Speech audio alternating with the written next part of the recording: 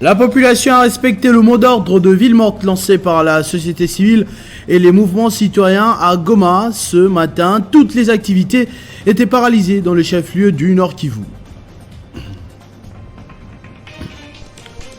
Martin Fayulu poursuit ses contacts en Amérique après les USA. L'opposant a posé ses bagages depuis ce dimanche au Canada. Sur place, il a été accueilli par des Congolais, dont des exilés qui partagent à peu près les mêmes avis que lui. L'ambassadeur de la RDC en RCA a alerté dans une note le risque pour le pays de se faire encercler par l'armée rwandaise. Il cite dans ce document illustré les territoires depuis lesquels les forces rwandaises peuvent opérer, même à distance, dans le nord de la RDC. 77e Assemblée Générale des Nations Unies, le Premier ministre malien n'a pas raté la France lors de son oral empreint de panafricanisme. L'ancien colon a été accusé de financer le terrorisme pour déstabiliser le Mali. Mesdames et messieurs, bonjour. Occupation de la cité de Bunagana dans le territoire de Rutshuru par le M23. La première journée ville morte initiée ce lundi par la société civile et les mouvements citoyens pour demander sa libération a été suivie par toute la population de la ville de Goma. Écoles, transports, marchés, rien n'a fonctionné. Toutes les routes de Goma ont été désertes. La police a été déployée dans des coins chauds pour faire face à toute éventualité. La société civile du Nord Kivu remercie la population pour avoir suivi son mot d'ordre et annonce d'autres actions de grande envergure pour pousser le gouvernement à agir. Pacheco Kavundama sur place. Goma a été une ville fantôme lundi. Boutiques, écoles, marchés n'ont pas fonctionné. Seuls quelques bus de transport en commun ont été visibles sur quelques artères principales. En effet, la société civile, le mouvement citoyen et groupe de pression ont initié 2 journées ville mortes lundi et mardi pour exiger au gouvernement congolais de récupérer la cité de Bunagana, occupée depuis plus de 3 mois par la rébellion du M23. Placine Zilamba, membre de la société civile du Nord Kivu, parle d'une première journée ville morte réussie. En tout cas, c'est remercier la population de la ville de Goma qui a obtempéré à cet appel et dire que c'est comme ça que nous allons libérer notre pays. La population a un rôle à jouer dans la prise de décision et même dans la manière de pousser les décideurs à changer la situation de notre pays. Vous savez que Bunagana est sous l'emprise du M23, d'autres entités aussi dans le Rutshuru. Il y a aussi Beni, là où ça chauffe, l'état de siège qui a failli et la MONUSCO qui a avoué son inefficacité. Maintenant là, c'est dire la population les a démontré qu'elle n'est pas d'accord et que notre pays, nos gouvernants devaient prendre des initiatives pour nous donner la paix très rapidement. Notons qu'aucun incident n'a été signalé lors de cette journée ville morte du lundi sur l'ensemble de la ville de Goma. Dans la province voisine de l'Ituri, 17 commerçants ont été relâchés par leurs bourreaux. Les miliciens Codeco ce dimanche, après des négociations avec les autorités politico-administratives au niveau local, venus de Mahagi, ils se rendaient au marché de Pandroma quand ils ont été enlevés et détenus pendant pratiquement 2 semaines par ces assaillants. Nous sommes en ligne avec le porte-parole de l'armée sur place dans cette province sous état de siège. Bonjour lieutenant, dites-nous, la libération de ces civils résulte-t-elle également de la pression militaire au-delà du dialogue engagé par l'administration?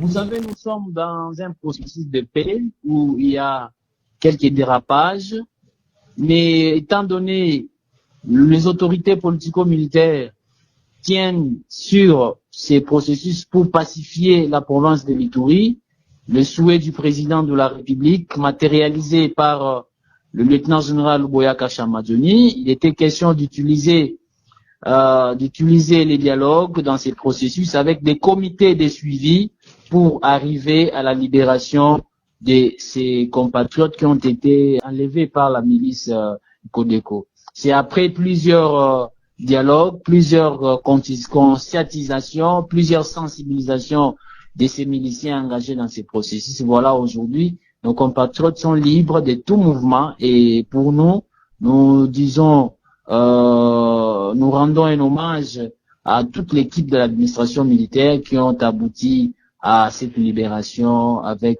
après de longues discussions avec les Codeco.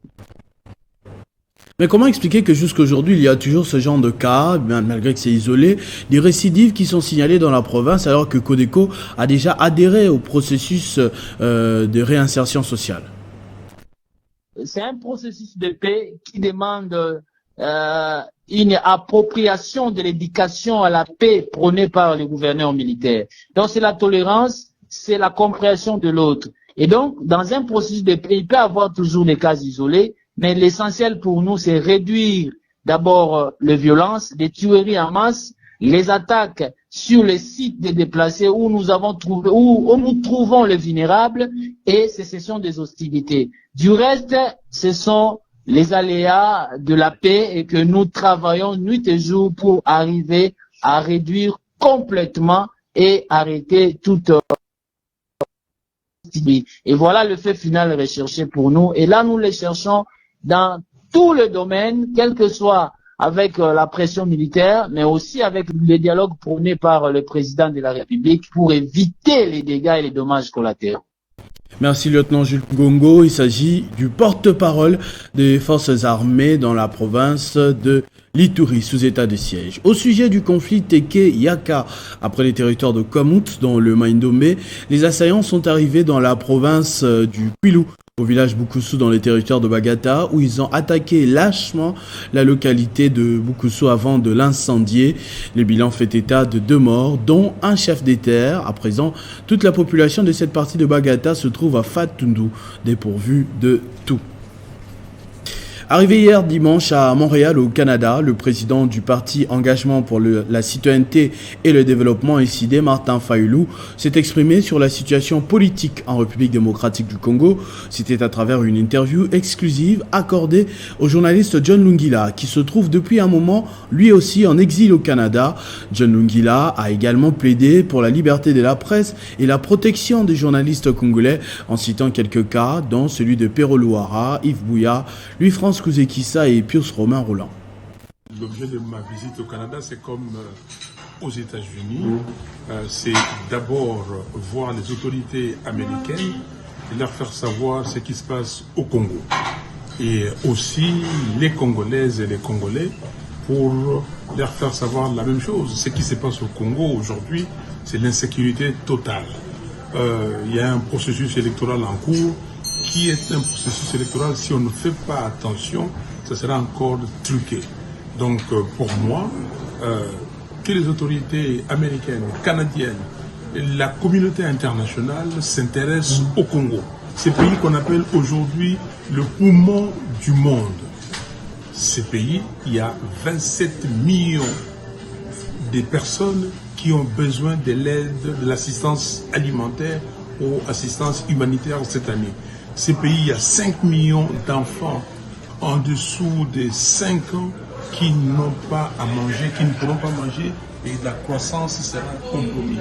Ces pays, il y a plus de 90% de chômeurs. Ces pays, donc il y a absolument rien. Il faut que les gens comprennent cette situation pour que demain on puisse organiser des élections crédibles. Parce que s'il n'y a pas d'élections crédibles, s'il n'y a pas des leaders qui sont légitimes, c'est-à-dire choisis par l'État, avec des institutions qui viendront de ces élections crédibles, les Congos, il faut oublier.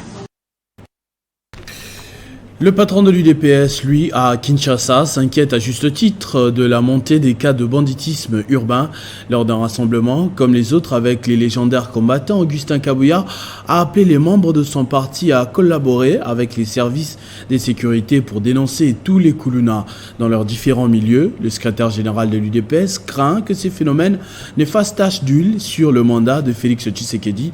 Vous suivrez son intervention en exclusivité sur Télé 50 dans nos prochaines éditions. Après l'agression rwandaise dans la partie est de la RDC, un appel à la vigilance est lancé au sujet du Nord. C'est l'ambassadeur du pays en poste en République centrafricaine qui prévient, dans une note devenue virale sur les réseaux sociaux, que les militaires rwandais en opération dans ce pays voisin peuvent opérer pratiquement en RDC.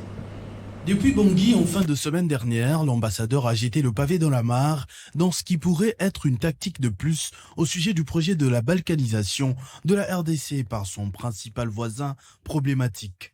Esdras Kambale a observé des positions inquiétantes des forces armées rwandaises en Centrafrique dans le cadre de l'accord de défense entre les deux pays. Au-delà de la capitale Bangui, des militaires rwandais sont postés dans les villes de Mubaki, Damara et Bangassou, par exemple, qui partagent la frontière avec la RDC au niveau du sud du Bangui ou encore le Bazouélé. Dans son récit bien détaillé, il précise que les militaires de l'armée rwandaise reviennent parfois en Centrafrique avec des costumes d'investisseurs dans l'agriculture ou autre activité commerciale, cette fois-là avec suffisamment d'informations des lieux. Une posture qui leur facilite du coup l'accès en temps voulu en République démocratique du Congo. Il serait des éléments d'une autre armée, ces mécanismes auraient pu être appréhendés différemment.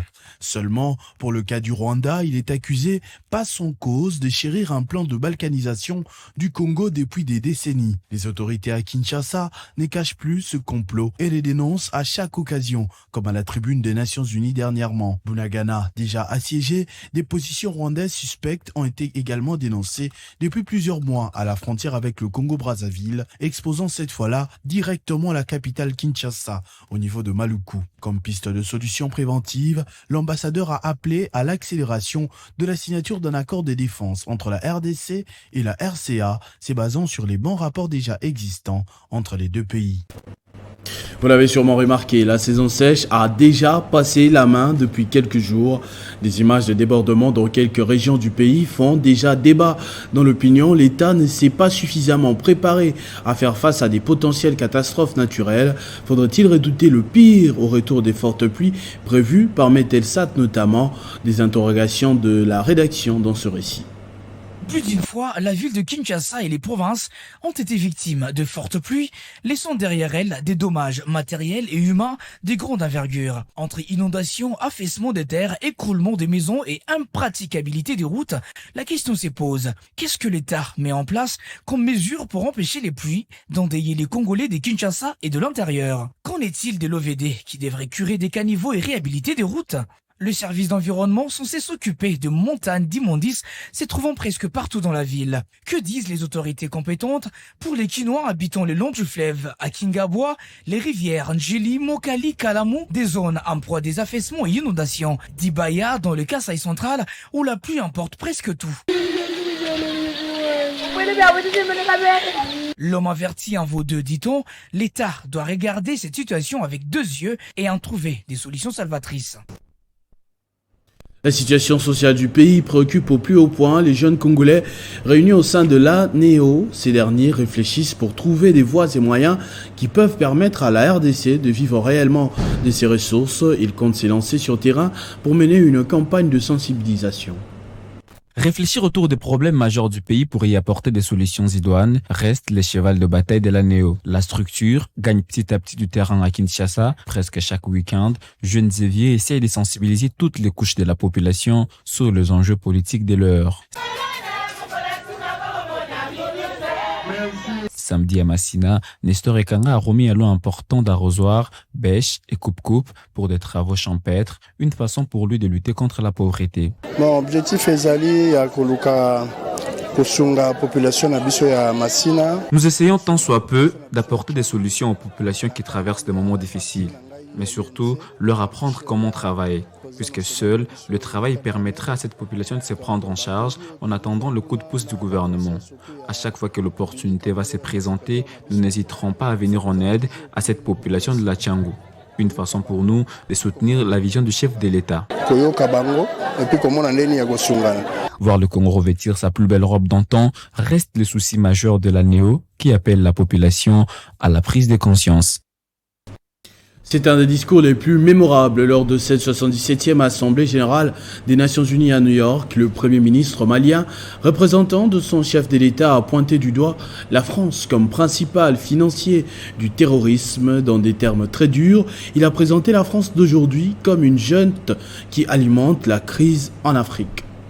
Après le retrait des soldats français sur le sol malien, l'expulsion du porte-parole de la MINISMA et la détention des 46 militaires ivoiriens, les relations entre la communauté internationale et les autorités de Bamako sont de plus en plus brouillées. Prenant la parole lors de la 77e Assemblée générale de l'ONU, Abdoulaye Maïga, représentant du président de la transition, Assimi Goïta, a étrillé à plusieurs reprises les autorités françaises. Le Premier ministre par intérim a aussi reproché la France de soutenir le terrorisme au Mali et de se transformer à une junte au service de l'obscurantisme au Mali. Le monde se souviendra qu'après avoir été abandonné en plein vol le 10 juin 2021 par la France, qui a unilatéralement décidé de retirer la force Barkhane du Mali, mon pays a été ensuite poignardé dans le dos par les autorités françaises. À la gravité des faits commis par la junte française. En entendant le retour à l'ordre constitutionnel prévu en 2024, le colonel Assimi Goïta est devenu l'homme fort du pays et à l'heure des assises nationales de la réconciliation, lancé un appel au peuple malien, question de se réunir autour de l'union sacrée de la nation et une armée refondée. Admiré par certains Maliens et Africains pour son combat patriotique ainsi que pour son sens élevé de panafricanisme, des valeurs qui ont poussé une artiste ivoirienne, Aïcha Koné, à dédicacer un titre « Digne fils d'Afrique » à Assimi Goïta. D'autres Maliens estiment par contre qu'à 17 mois de la fin de la transition et face à l'immensité, voire la complexité des défis à relever, les autorités de la transition malienne devraient plutôt se concentrer à les résoudre et non à multiplier les fronts. L'ancien président guinéen Moussa Dadis Camara est rentré à Conakry pour répondre devant un tribunal avec 10 autres accusés de sa responsabilité présumée dans le massacre du 28 septembre 2009 dans un stade de Conakry. Il est accusé d'avoir commandité le massacre ayant coûté la mort à plus de 156 personnes.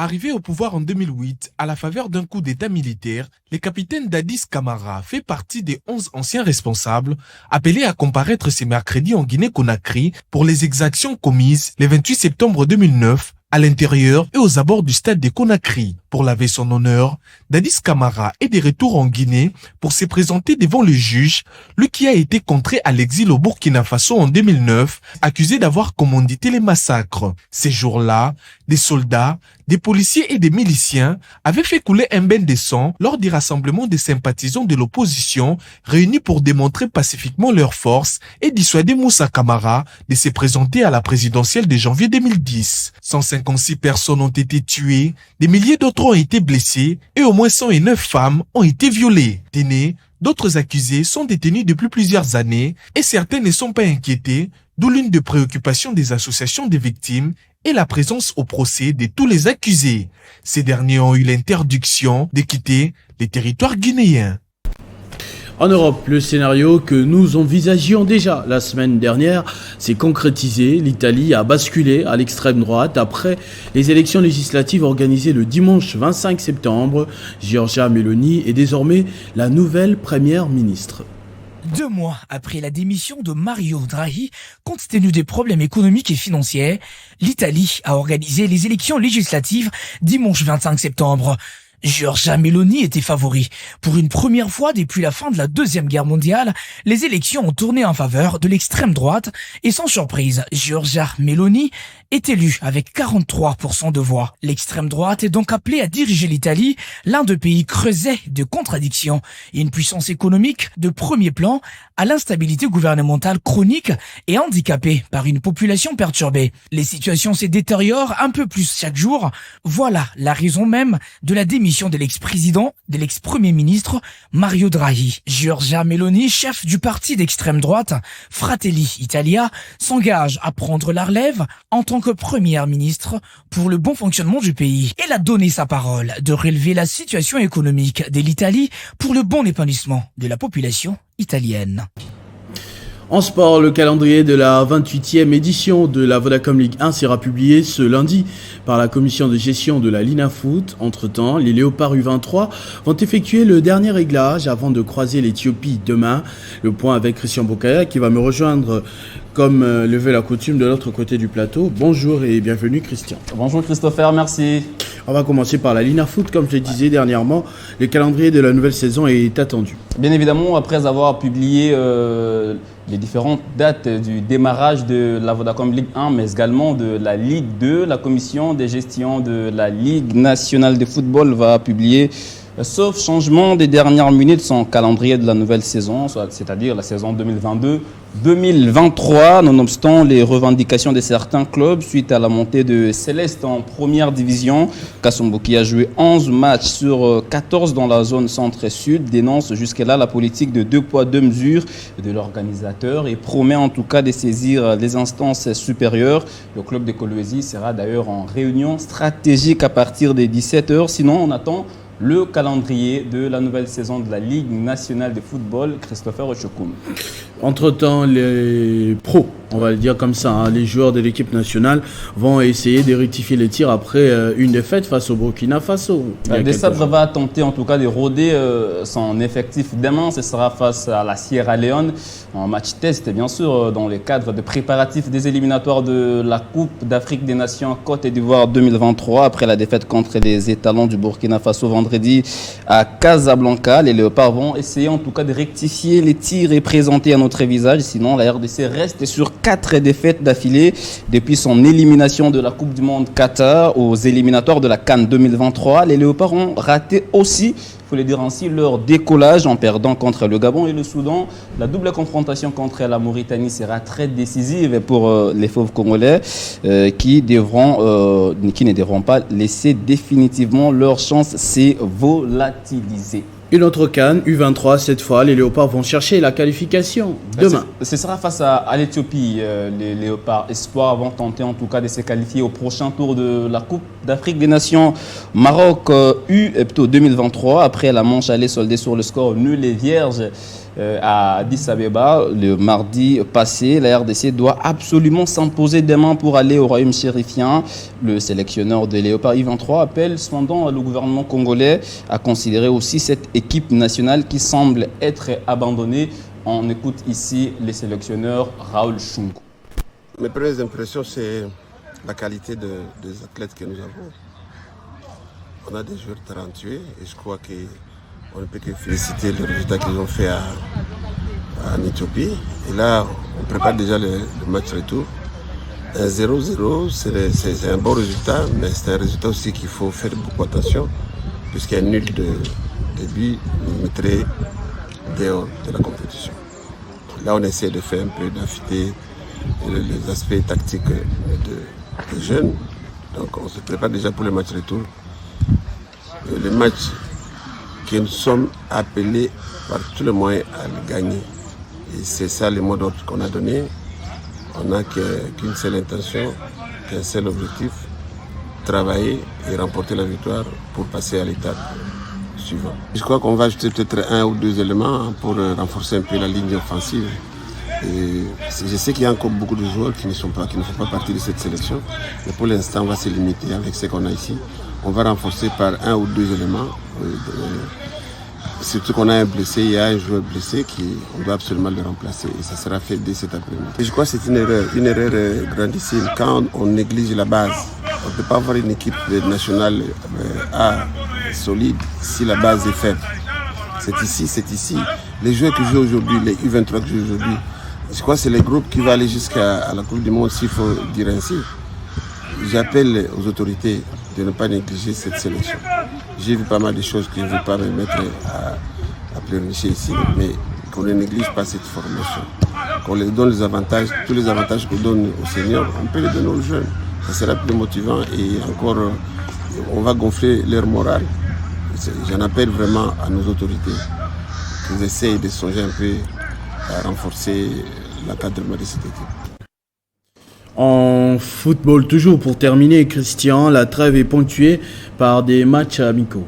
Et c'est dans le cadre de préparatifs de la Coupe du Monde Qatar que les équipes qualifiées effectuent déjà le dernier virage.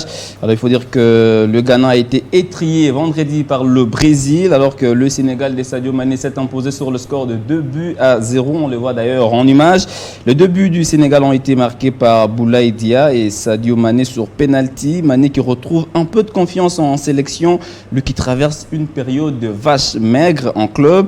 Alors très vite en Ligue des Nations, nous sommes là bien sûr en Europe. Le Pays-Bas ont battu le Diable Rouge de Belgique à Amsterdam sur le score étriqué d'1-0, un match âprement disputé, Christopher. Après une première mi-temps soldée sur le score des 0 buts partout, les Pays-Bas vont trouver finalement le chemin du filet à la 73e minute grâce à Virgil van Dijk sur corner.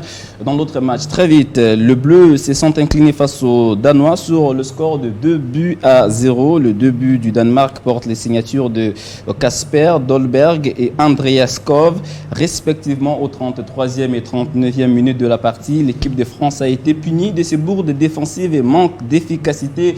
Du moins, le Bleu resteront en Ligue A après la défaite de l'Autriche face à la Croatie. 3-1, Christopher Ochokoum.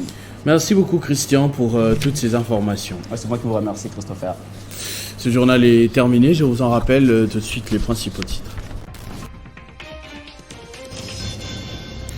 La population a respecté le mot d'ordre de ville morte lancé par la société civile et les mouvements citoyens à Goma. Ce matin, toutes les activités étaient paralysées dans le chef-lieu du Nord Kivu.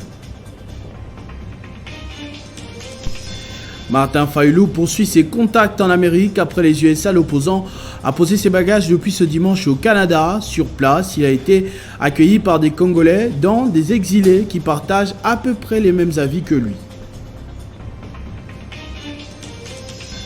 L'ambassadeur de la RDC en RCA a alerté dans une note les risques pour le pays de se faire encercler par l'armée rwandaise. Il cite dans ce document illustré les territoires depuis lesquels les forces rwandaises peuvent opérer, même à distance, dans le nord de la RDC. 77e Assemblée Générale des Nations Unies, le Premier ministre malien n'a pas raté la France lors de son oral empreint de panafricanisme. L'ancien colon a été accusé de financer le terrorisme pour déstabiliser le Mali. Ne nous quittez pas, la revue de presse d'Amina Bayombo, c'est dans un instant.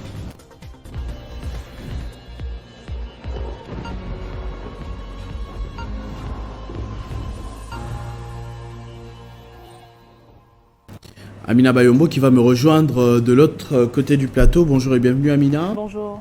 Le conflit Tekeaka dans les provinces de Mai-Ndombe et Kwilu fait encore la une des journaux parus ce lundi dans la capitale. Eh bien, on ouvre le bal avec le journal Econews qui redoute que les violences de l'Est s'installent également à la porte de Kinshasa, car présenté au départ comme un conflit interethnique entre les peuples Yaka et Teke dans la province de Mai-Ndombe, l'hebdomadaire alerte que c'est finalement tout le Grand Bandundu qui est concerné avec la situation et des successions des morts. À Kinshasa, signale le tabloïd, on ne prend pas la mesure de l'urgence d'étouffer ce drame qui couvre la porte de la capitale du pays.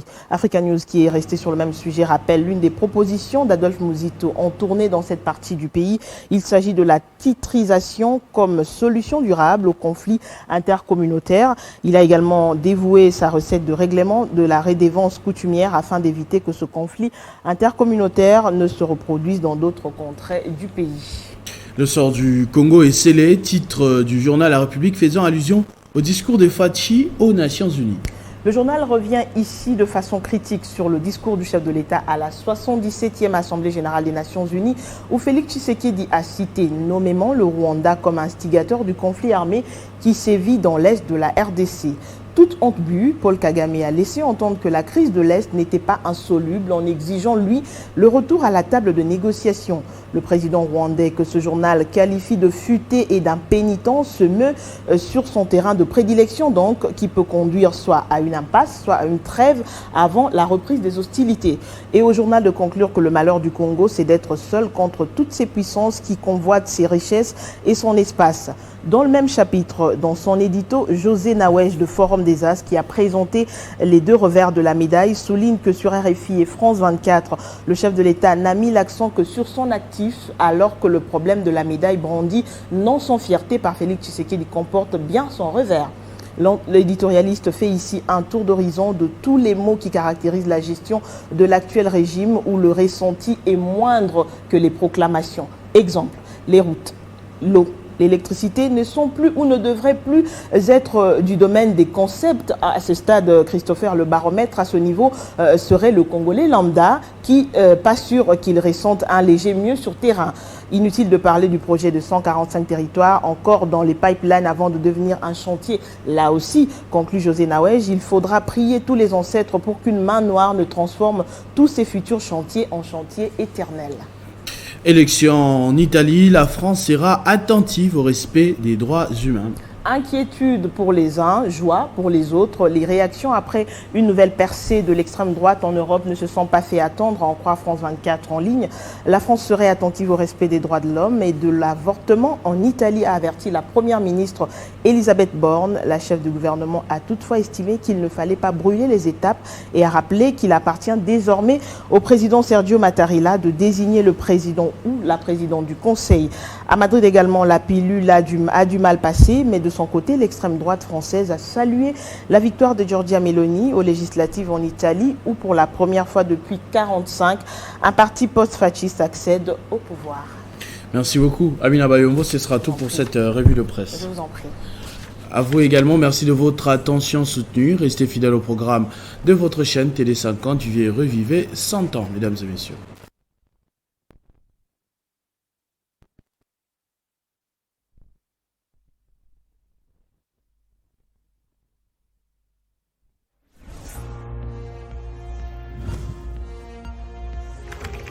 L'actualité reste incontinue.